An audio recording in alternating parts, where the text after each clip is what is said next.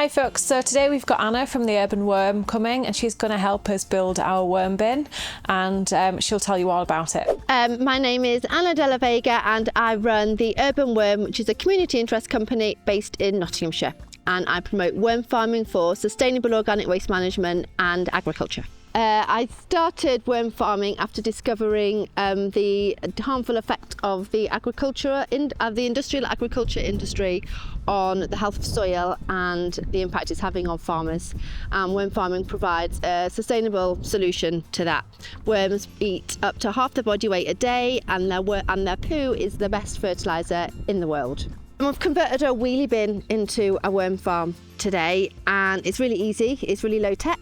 And basically we put our kitchen waste or our animal waste into the worm farm. The worms will eat it, process it into worm poo, and then we can use it on our garden. So here we've got a see-through, well, it's a viewing panel because worms don't like light, so it's good to keep them in the dark, but you can have a look at them through there. And we've got harvesting panels on each end, so when we're ready to harvest the worms and the worm poo, we'll only feed one end of the worm farm, and the worms will migrate to one end, and then we can harvest the worm poo from the other end. So worms will pretty much eat anything that's been alive or pass through something that's been alive. So all types of manure, kitchen waste. They only have very small mouths, so it's better to chop the food up in tiny pieces. But they'll even eat cotton socks, wool, anything that's natural, the worms can process it. We are using surface dwelling worms, which are epigeic earthworms, so they live on the surface of the earth. So we don't put garden worms in the worm farm because they're deep burrowing and they like to go down. So we're working with ones on the surface that you can find in your compost bin or in a manure pile. They're red.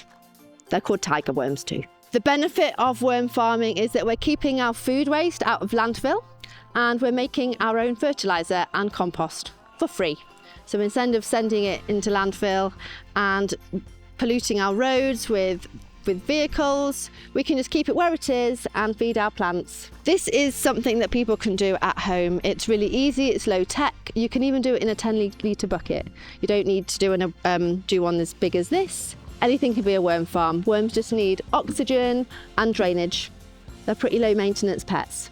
So if you go to the urbanworm.co.uk, you can find how to make your own worm farm and how we can help you to manage your own waste. It's very easy, there's lots of DIY guides on there, so simple.